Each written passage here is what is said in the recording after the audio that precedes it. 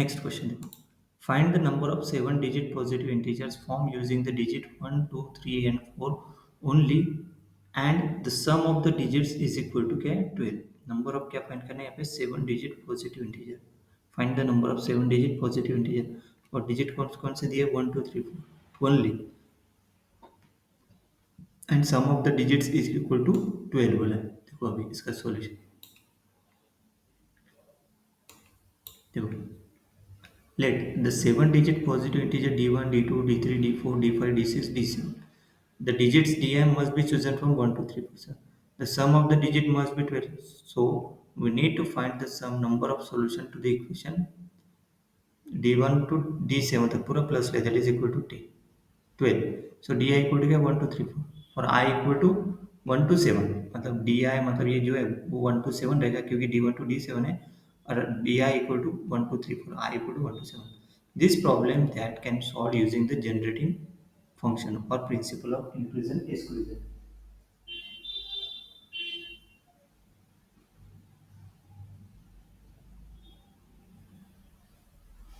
देखो अभी इस किस तरीके से सॉल्व करेंगे इसको।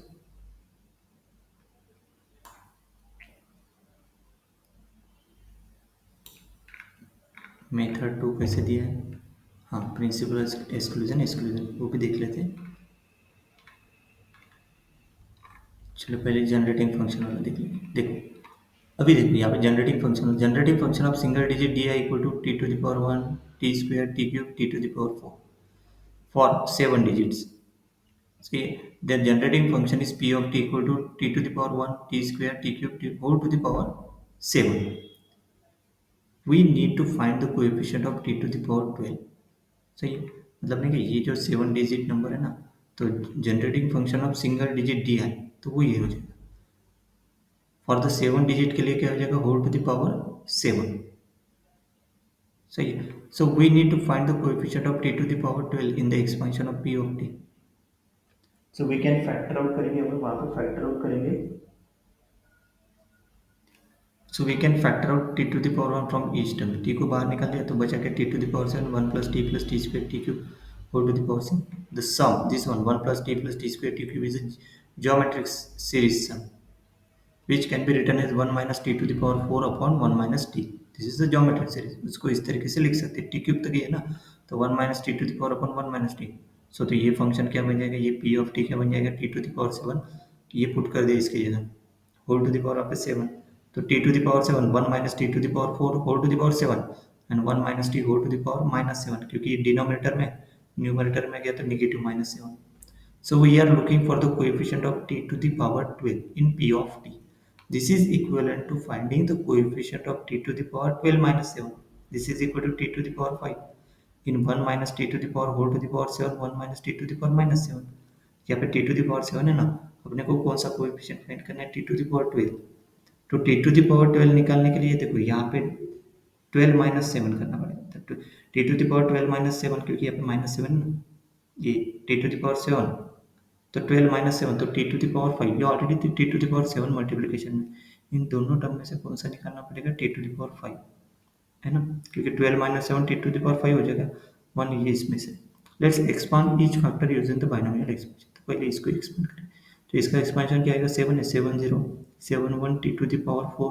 7 2 t टू द पावर 4 का होल स्क्वायर। अभी ये t टू द पावर क्या आ गया 8 आ गया, तो इसको छोड़ देंगे, सिर्फ अपने को t स्क्वायर तक ही लेंगे क्योंकि यहाँ पे 5 तक ही चाहिए अपने, है ना। तो यहाँ पे लिया है, वहाँ पे t to the power 8 t to the power 12 then t to the power minus 7 using the generalise binomial theorem. तो देखो यहाँ पे बाइनोमियल थ्योरम के हिसाब से ये क्या हो गया, माइनस के X 1 minus X whole to the power minus के, वो क्या होता है summation n equal to 0 to infinity n plus k minus 1 upon k minus 1 x to the power n. This is a binomial theorem. x equal to t put करो, k equal to 7 put करने के बाद देखो याद n plus 6 upon t to the power n, तो इसमें n equal to 0 1 2 put कर दो, multiplying this expansion finding the coefficient of t to the power 5, the coefficient of t to the power 5 in this, मतलब इसमें नहीं n equal to पहले क्या put किया 0, तो ये आ गया first term, n equal to 1 put किया तो ये सेकंड टर्म आ गया 7 t टू द पावर, नहीं यहाँ से ये इसका आ गया, ये तो इसका है, ये वैसे के वैसे लिखा, ये 6 6 इसका भी निकल 6 6 का कितना 1 ही आता, है ना, इसका 1 मतलब इसमें n इक्वल टू 0 पुट किया, उसके बाद n इक्वल टू 1 पुट किया, n इक्वल टू 2 पुट किया, n इक्वल टू 3 पुट किया, n इक्वल टू 4 पुट किया, n इक्वल टू 5 5 तक देंगे टी टू द पावर 5। सही है। अब इन दोनों का मल्टीप्लिकेशन, अभी देखो 1 इंटू 11 अपने को किसका कोएफिशिएंट मतलब contribute only T to the power 5 का निकालना है, दोनों के मल्टीप्लिकेशन। देखो 1 का किसके साथ मल्टीप्लिकेशन करेंगे, टी टू द पावर 5 आएगा, 1 का मल्टीप्लिकेशन करेंगे इसके साथ डायरेक्टली, तभी तो coefficient T to the power 5 आएगा। देखो वहाँ पे क्या 1 into 11 6 T to the power 5, this 11 6 मतलब ये बाइनोमियल एक्सपेंशन है, 11 6 ये जो है ना ये बाइनोमियल एक्सपेंशन से 11 सी 6 है, कॉम्बिनेशन का formula N C R, formula क्या है N factorial upon R factorial N minus R factorial, वो फॉर्मूला अप्लाई करेंगे। सही है। अभी ये आ गया, तो this is this one. So अभी T minus 7 T to the power minus 4 1 plus 6। अभी ये देखो नेक्स्ट इस टर्म का किसके साथ मल्टीप्लिकेशन करेंगे, मतलब देखो ये 1 का तो हो गया, इसके साथ किसका किसके साथ मल्टीप्लिकेशन करेंगे, टी टू द पावर 5 आएगा इसके साथ, तभी तो वो आएगा ना, मतलब 7 6 6 यहाँ पे 1 प्लस 6 लिखा है, डायरेक्टली 7 6 लिखा तो भी चलेगा। This gives minus 7 T to the power 4, मतलब दिस गिव्स कोएफिशिएंट चाहिए अपने को minus 7 7 6 6 coefficient, T to the power 5 को हटा दिया क्योंकि T to the power 1 T to the power 4 मिला के टी टू द पावर 5 बनता है, ठीक है। उसका coefficient minus 7 T to the power 6। Next इसका किसके साथ मल्टीप्लिकेशन करेंगे, इसके आगे छोड़ ही देंगे, जरूरत नहीं है, टी टू द पावर 8 है, मतलब 21 T to the power 8 terms and subsequent 1 minus will not contribute to t to the power 5 because their power of t are already greater than 5। अपने को सिर्फ 5 चाहिए, सही है। तो coefficient of T to the power 5 is 11 6 minus 7 8, मतलब दोनों का डिफरेंस करना पड़ेगा क्योंकि यहाँ पे माइनस है ना, दोनों का सम, तो यहाँ पे माइनस है तो क्या हो जाएगा माइनस हो जाएगा, फिर दोनों का सम करना पड़ेगा, coefficient of T to the power 5। So let contribute the value, तो 11 6 का कितना होता है 11 11 माइनस 6 मतलब 11 5, मतलब 11 into 10 into 9 into 8 into 7 upon ये कॉम्बिनेशन के फॉर्मूले के हिसाब से एनसीआर का फॉर्मूला जो अभी मैंने बताया ना वही, इसका मल्टीप्लिकेशन कितना था 462, इसमें पुट कर दो माइनस 7 इंटू 7 6 और 7 6 होता है 7, तो 7 इंटू 7 49, तो यहाँ पे 49 पुट करो, यहाँ पे 462 कितना आ गया 413 आ गया answer. This is the final answer, ये तो फाइंड करना था इसमें कोएफिशिएंट ऑफ, क्या फाइंड करना था इसमें, क्या बोला था यहाँ पे number of 7 digit positive integer, digit equal to 12 है ना, मतलब अपने को coefficient of x to the power 12 है ना। यहाँ पे देखो जनरेटिंग फंक्शन फॉर 7 डिजिट, तो देखो यहाँ पे find the coefficient of t to the power 12, क्योंकि इस एग्जांपल में अपने को फाइंड करना, find the number of 7 digit positive integer form by using the 1 2 3 4 only sum of the digit equal to क्या 12, तो इसलिए टी टू द पावर 12 का कोएफिशिएंट फाइंड करना था इसमें जनरेटिंग फंक्शन के हिसाब से। अभी सेकंड मेथड देखो इंक्लूजन एक्सक्लूजन मेथड के हिसाब से देखो, यहाँ पे x I equal to d आ लिया, we need to solve x1 पूरे इसका सम, ये जो डिजिट है ना ये पूरे इसका सम कितना है 12, तो देखो यहाँ पे x I varying from 1 to 4 है कि वो गिवन ही दिया, देखो एक्स आई 1 2 3 4 है, तो यहाँ पे लिखा X I varying from 1 to 4, तो Y I equal to X I minus 1 put कर दिया, तो 0 वाई आई हो जाएगा 0 to 3, सब्सटीट्यूट इसमें X I equal to Y plus 1 इसमें, तो y1 plus 1 y2 plus 1 y7 plus 1 12, तो ये हो जाएगा y1 y2 ये y7 12, मतलब ये क्या आ जाएगा y7 y1 plus y2 plus y7 equal to क्या 5। We need to find the number of integer solution to this equation with y varying from 0 to 3 as with the set of all non-negative integer solution। The number of solution is given by directly formula, याद रखो n plus n minus 1, क्योंकि यहाँ पे ये है ना ये 5 है, n ये 5 रहेगा, k क्या रहेगा नंबर ऑफ वेरिएबल 7, इसमें पुट कर दो तो क्या गया 462 आएगा इसका 5 के साथ। So here 462. Now we use the inclusive principle to subtract the solution where at least one via violates. The upper bound via क्या greater than 3, meaning via greater or equal to 4. So AI with the property via greater or equal to 4. So we want to find S0 minus S1 plus S2 minus S3, where Sk is the sum of the size of intersect of k properties.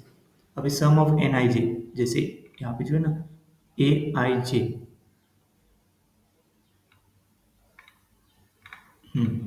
sum of n aij, n of a1, consider n of a1 aij क्या है the property that yj greater than 4, सही है। मतलब a1 लिया तो y1 greater than 4, n of a1 number, है ना, number of sum of in number of a a1 में कितना है एलिमेंट्स है उस टाइप से, है ना। तो number of a1 that is s1, sum of n of a1 that is s1, so where y are greater or equal to 4, क्योंकि यहाँ पे yj तो aj है, तो y1 greater or equal to 4, तो y1 dash equal to y1 minus 4 put करेंगे, तो ये y1 dash प्लस 4 पुट करेंगे, तो सॉल्व करने के बाद देखो यहाँ पे 1 आता है, तो फिर से ये कंडीशन जो ऊपर में लगाई देखो n k माइनस वन के minus one, N equal to यहाँ पे क्या रहेगा 1 रहेगा राइट हैंड साइड में यहाँ पे 1 7 पुट कर दो तो 7 आता है। देन ये कौन से के लिए हो गया 4 y1 डैश कितना आ गया ये 7, अभी टोटल वेरिएबल कितने हैं इसमें 7, तो 7 इंटू 7 47, हर एक के लिए चेक करना पड़ेगा ना। सो y1 dash y2 dash y7 dash तक, तो एक सिंगल y1 डैश के लिए कितना आ गया सॉल्यूशन, मतलब number of non negative solution of this equation, y1 dash लिया तो कितना 7, वैसे ही y2 डैश के लिए 7, वैसे ही y3 डैश के लिए भी 7 और y7 डैश के लिए भी 7, तो पूरे इसका क्या हो गया, there are 7 one ways to choose which variable violates the condition yj greater or equal to 4, मतलब this 7 1 this is 7 into 7 49। अभी s2 लेंगे aj ak दोनों का मल्टीप्लिकेशन, मतलब जैसे यहाँ पे ने सिंगल वेरिएबल लिया ना, तो यहाँ पे जो लेंगे aj ak a1 a2 मतलब y1 ग्रेटर और इक्वल टू 4 y2 ग्रेटर और equal to 4, see y1 minus 4 x y1 dash equal to y1 minus 4 put करेंगे y2 dash equal to y2 minus 4, मतलब y1 की जगह y1 डैश प्लस 4, y2 की जगह y2 dash plus 4, अगर इसको solve किया तो यहाँ पे नेगेटिव आएगा -3, मतलब यहाँ पे पॉजिटिव दिख चाहिए ना अपने को, सिंस y r डैश ग्रेटर और equal to 0 yj dash greater और equal to 0 there are no solution to the sum non negative integer being negative, मतलब दिस इज 0, मतलब सिर्फ एक ही कंडीशन लगाई ये 49, है ना, ये 49 माइनस करेंगे किस में से, ये 462 है ना, ये जो number of solution total number of solution में से ये इसमें से इतना माइनस कर देंगे कितना 49, फाइनल आंसर क्या आ गया देखो यहाँ पे लिख कितने ये, देन s2 इक्वल टू 0 हो गया और k ग्रेटर और k वेरिएबल yj ग्रेटर और इक्वल टू से दिस वन ग्रेटर और इक्वल टू 4, पूरे के पूरे y की वैल्यू ग्रेटर और equal to their sum at least 4 के चाहिए, मतलब दिस इज 0, पूरे के लिए 0 आएगा, सिर्फ एक ही कंडीशन सेटिस्फाइड होगी ये 49, सही है, क्योंकि वो ये नेगेटिव आएगा ना, ये जो माइनस रहेगा ना हर एक के लिए वैसे भी नेगेटिव है, तो s1 s2 s3 will also be 0, therefore the number of solution is s0 minus s1, मतलब ये जो है ना s0 और s1 ही रहेगा, s2 s3 पूरा 0 हो जाएगा, s2 s3 के आगे के पूरे, मतलब ये जो फॉर्मूला है we want to find this one s0 minus only s1, s0 क्या है 462 और s1 क्या है 49 413, this is the final answer 413, final answer is 413। Next